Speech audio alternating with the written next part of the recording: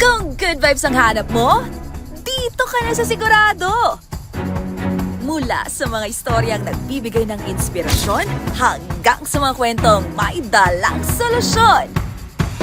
Mga balitang pampagaan ang pakiramdam at pampaganda ng araw.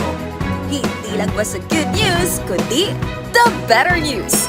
Mula Lunes hanggang Biyernes, 1:00 ng tanghali sa DZRH TV.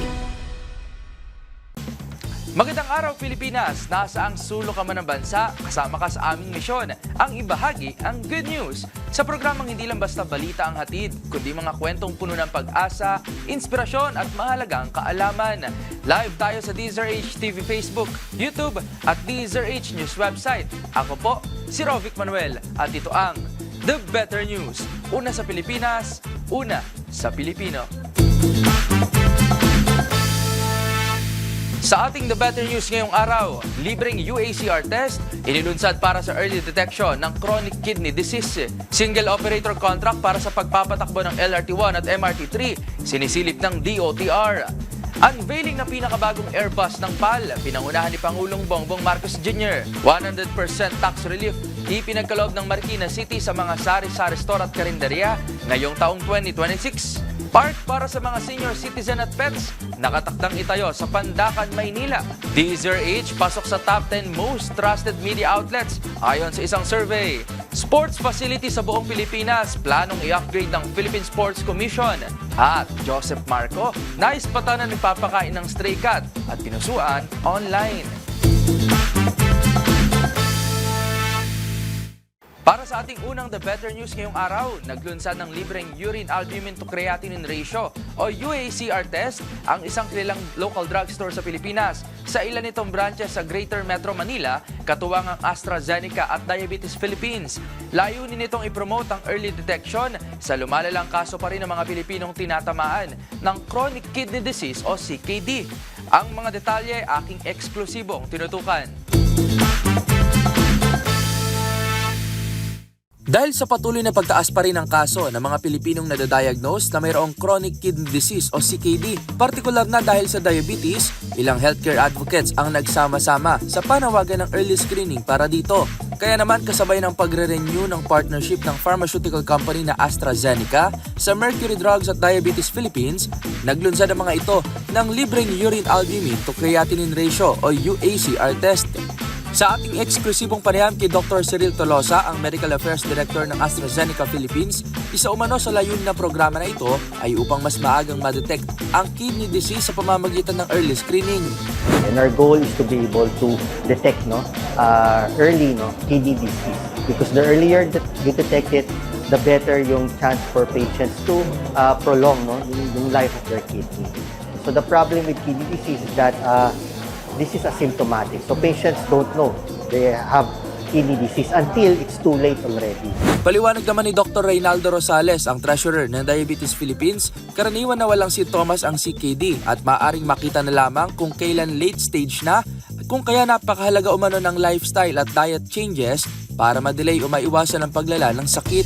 Nako, kaya nga siya silent eh. Kadalasan wala. Yes, no? Kasi nga nakikita lang yan sa blood at sa lihe. Ngayon, kung meron na tayong mga sinyales, ayan yung nagmamanas na yung paa. Kasi ibig sabihin marami ng protina ang tinatapon mo sa lihe. Medyo late stage na yun pag nagmamanas na. Samantala sa tulong ng UACR test na isang urine test na sumusukat sa bilang ng mga albumin o protina na mayroon tayo sa ihi, matutukoy kung sobra-sobra na ba ang protina sa atin na senyales na ng kidney damage. Sa datos ng AstraZeneca, simula 2024 hanggang 2025, higit 40,000 mga Pinoy na ang na-screen sa CKD program, 4% rito ang nagpositibo. Kaya naman ngayong taon, target na sa libreng UACR test ay maabot pa nila ang mahigit sa 10,000 mga pasyente. So we would like to sustain this partnership so that we're able to help the Filipinos, the community, to detect chronic kidney disease much earlier and be able to address the issues of chronic kidney disease through lifestyle changes as well as potential medication. Maaari naman na mag-walk-in at ma-access ng libre ang UACR test sa ilang branch ng Mercury Drug sa Shangri-La Plaza, Pavilion Mall, Mandaluyong, Trinoma at Noveleta sa Cavite. Paalala pa ng mga eksperto, mag-invest sa kalusugan, panatiling healthy ang pangangatawan at gawing priority ang early screening upang hindi maging nasa huli ang ating mga pagsisisi. My only advice, please invest in your health. Now, we're considering investing your health, your kidney, but also don't forget your heart, your brain, or your total body. Para sa Deezer HTV, ito si Rovic Manuel. Una sa Pilipinas, una sa Pilipino. Sa gitna ng mga ugong ng posibleng pag-divest ng Metro Pacific Investments Corporation mula sa operator na Light Rail Manila Corporation, naghahanap na ng ibang paraan ng Transportation Department para ibalik ang tiwala ng investor sa railway ng Pilipinas. At kabilang na nga rito ang posibleng pag-merge ng pamunuang magpapatakbo sa LRT1 at MRT3. Ang mga detalye alamin sa report ni Arnold Herrera. Pinag-aaralan na ng Department of Transportation ang pag-unify ng kontrata para sa operasyon ng LRT1 at MRT3, ang dalawa sa pinakamataon na train line sa bansa. Layunin ng panukala na ayusin ang koordinasyon sa pagitan ng dalawang train lines, lalo na't magkokonekta rin ng mga ito sa pamamagitan ng Unified Grand Central Station sa EDSA na inaasang magbubukas sa taong 2027. Ayon sa DOTR, maliban sa mas malaking hatak ito sa investors, posible rin itong magresulta sa mas maayos na maintenance, mas mabilis na upgrades, at mas maaasahang serbisyo. Sa kasalukuyan, hiwalay ang pamamahala sa LRT at MRT na siya ring hamon sa operasyon at long-term planning ng dalawang linya.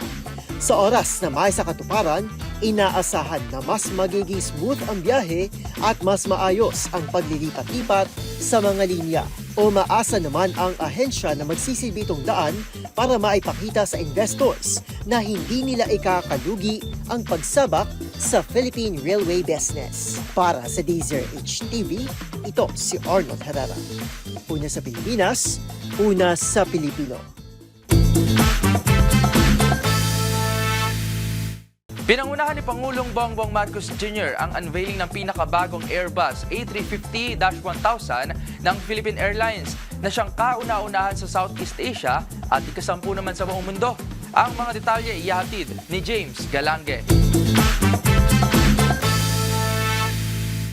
Ibinilid ni Pangulong Bongbong Marcos at ang Philippine Airlines ang pinakabago nitong Airbus A350-1000 na siyang kauna-unahan sa Southeast Asia at pang-10 naman sa buong mundo. Ito ay kasabay ng pagdiriwang ng 25 taong anibersaryo ng nasabing airline bilang itutuloy din itong flag carrier ng bansa. Ayon kay PBBM, bahagi ito ng effort ng pamahalaan na i-modernize ang aviation sector at gumamit ng mas sustainable na mga paraan para sa mga susunod pang henerasyon. Nakasunod kasi ang bagong Airbus sa pinaka-modern na disenyo, bagay para sa mas malalayong destinasyon at layo may pagsabayan sa iba pang airline sa industriyang mabilis ang paglago. Target ngayon ng PAL at ng kanilang pamahalaan na makaabot ang biyahe ng aircraft hanggang sa mga bansa sa North America. Magugulitan ang Philippine Airlines ang siyang kauna-unahang airline sa Southeast Asia na nakatawid sa Pacific Ocean noong 1946 at makabiyahe naman sa Europa ng kasunod din na taon. Para sa DZRH TV, ito si James Galange, una sa Pilipinas, una sa Pilipino. The better news para sa mga maliliit na negosyo sa Marikina City dahil inaprobahan na ang malawakang tax relief at amnestiya bilang suporta sa mga sari-sari store, karinderya at micro, small and medium enterprises sa lungsod. Ang mga detalye ihahatid sa atin ni Millie Borja. Inaprubahan ni Marikina City Mayor Maan Teodoro ang 100% na tax relief para sa mga sari-sari store at karinderya para sa tax year 2026, kasabay ng buong amnestiya sa interes at surcharge ng mga may delinkwenteng real property tax. Nilagdaan ng mga kaukulang ordinansa noong January 19, 2026 bilang tulong sa mga residente at micro, small and medium enterprises o MSMEs sa lungsod. Sa ilalim ng ordinansa, hindi na magbabayad ng business tax, permit fees at iba pang local fees ang mga sari-sari store at karinderya mula January hanggang December 2026, basta't hindi nagbebenta ng alak o sigarilyo. Ang mga kwalipikadong negosyo ay bibigyan ng Certificate of Exemption ng mga Business Permit and Licensing Office. Ipinatupad din ang 100% amnesty sa interes at surcharge para sa mga delinquenteng real property taxpayers hanggang July 2026 na maaaring bayaran ng buo o sa paraang hulugan. Pinalawig din ang deadline ng business permit renewal mula January 20 hanggang February 28 nang walang kaukulang surcharge o penalty. Ayon kay Mayor Teodoro, layo ng mga hakbang na palakasin ng MSMEs, suportahan ang kabuhayan ng mga pamilya at panatilihing business-friendly ang Marikina City. Para sa DZRH TV, ito si Mili Borja, una sa Pilipinas, una sa Pilipino. The better news naman tayo para sa mga Manileños dahil nakatakdang itayo sa Pandacan, Maynila ang isang parke para sa mga senior citizen at mga residente na naisipasya lang kanilang mga fur babies. Layunin nito na magsilbing ligtas na espasyo para sa ating mga lolo't lola na nais mag-ehersisyo at iba pang wellness activities. Ang iba pang detalye sa report ni Dustin Bayo. Pinangunahan ni Manila Mayor Isko Moreno at ng pamunuan ng Metropolitan Manila Development Authority ang groundbreaking ceremony para sa itatayong Senior Citizen Park at Community Pet Park sa Nagtahan, Pandacan. Layunin na naturang proyekto na magbigay ng ligtas na open space para sa mga senior citizen na magagamit para sa pag-ehersisyo at wellness activities. Gawin din ng pampublikong espasyo para sa mga residente at kanilang mga alagang hayop. Inaasam makatutulong bagong parke sa pagbawas ng alikabok, pagpapabuti ng kalidad ng hangin at pagbibigay ng mas ligtas at luntiang espasyo para sa mga pamilya sa Pandacan at mga karating lugar. Para sa DZRH TV, ito si Dustin Bayog, una sa Pilipinas, una sa Pilipino. Humataw naman sa ika-9 hanggang ika-10 pwesto ang kauna-unang himpilan sa bansa ang DZRH sa hanay ng most trusted media outlets batay sa 2025 year-end survey ng political consultancy firm na Publicus Asia Incorporated. Tapla ito sa ranggo ng DZWB pagdating sa overall trustworthiness ng mga news outlets sa buong 2024. Nanguna rin sa listahan ng TV giants na GMA Network at ABS-CBN na sinundan ng mga pahayagan ng Philippine Daily Inquirer, Philippine Star at Manila Bulletin. Ginawa ang survey sa 1,500 participants mula December 7 hanggang 10 noong nakaraang taon. The better news naman tayo sa mundo ng palakasan. Ngayong 2026, mas pinalalakas pa ang pundasyon ng Philippine Sports dahil layuning tapusin at i-upgrade ng Philippine Sports Commission o PSC ang mga sports facility sa iba't ibang panig ng Pilipinas. Para sa Balitang Sports, narito si Matchpoint Mili Borja. Magsasani puwersa ang Philippine Sports Commission at Philippine Amusement and Gaming Corporation o PAGCOR upang tapusin at i-upgrade ang mga sport facilities sa iba't ibang panig ng Pilipinas. Ayon sa anunsyo ng Malacanang, layo ng kolaborasyon na mapalakas ang kakayahan ng mga atletang Pilipino sa pamamagitan ng pagbibigay ng dekalidad at makabagong pasilidad para sa pagsasanay at paghahasa ng kanilang kakayahan. Kabilang sa mga proyektong tatapusin ng Ilocos Norte Sports Institute and Research Building na magsisilbing training venue para sa bowling at gymnastics, badminton, sepak takraw at iba pang sports. Bibigyang prioridad din ang pagpapaunlad sa Siargao kung saan ang General Luna Convention Center ay gagawing isang specialized water sports training facility at academy para sa surfing, coastal rowing, beach sprints at dragon boat racing. Samantala, ang Siargao Sports Complex ay ilalagyan ng mga basketball at volleyball courts, isang rubberized track oval, dormitoryo para sa mga atleta at isang convention center. Upang mas mapalawak ang pagninang sa mga atleta sa mga rehiyon, itatayo rin ang Regional Training Center sa Zamboanga City Sports Complex at sa Athletic Balls sa Baguio. Para sa DZRH TV, ito si Mili Borja, una sa Pilipinas, una sa Pilipino. Siyempre, the better news tayo sa mundo ng showbiz. Guwapo na, mabait pa. Yan ang say ng netizens matapos maispatan ng aktor na si Joseph Marco na nagpapakain ng stray cat. Ang larawang pinusuhan online ng mga cat lovers sa showbiz report na ito. Muli na namang hinangaan online ang pagiging cat lover ni Joseph Marco. Ang aktor kasi naispatan sa labas ng isang gym sa Pangasinan na nagpapakain ng stray cat. Singa ng uploader, gwapo na, mabait pa. Agad ding bumuho sa mga komento na paghanga mula sa mga netizen na bahagi ng naturang Facebook group dedicated para sa mga cat lover na kilala na raw talaga nila si Joseph Marco ng mahilig sa mga pusa. Biro naman ng isang netizen, parang gusto na lang din daw niyang maging homeless cat kung ganoon kapogi ang tutulong sa kanya. Magunita na noong nakaraang taon, ipinagdiwang ni Joseph Marco ang kanyang 37th birthday sa isang cat shelter sa General Trias, Cavite. Habang madalas ding laman ng social media account ito ang pagpapakain ng mga pusa sa iba't ibang lugar. Si Joseph Marco mapapanood sa upcoming live-action series ng hit Wattpad story na My Husband is a Mafia Boss. Para sa DZRH TV, ito po ng Showbiz Angel, una sa Pilipinas, una sa Pilipino.